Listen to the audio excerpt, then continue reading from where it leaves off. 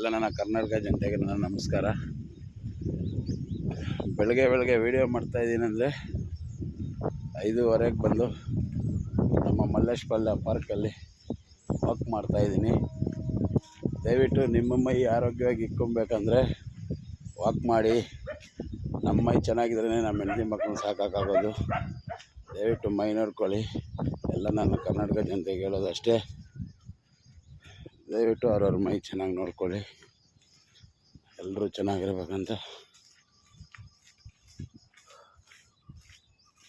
ಆ ದೇವ್ರ ಹತ್ರ ನಾನು ಕೇಳ್ಕೊತೀನಿ. ಯಾರಿಗೂ ಏನೂ ಆಗಬಾರ್ದು, ಎಲ್ಲರೂ ಚೆನ್ನಾಗಿರಬೇಕು. ಹಂಗಾಗಿ ಈ ವಿಡಿಯೋ ಮಾಡ್ತಾಯಿದ್ದೀನಿ.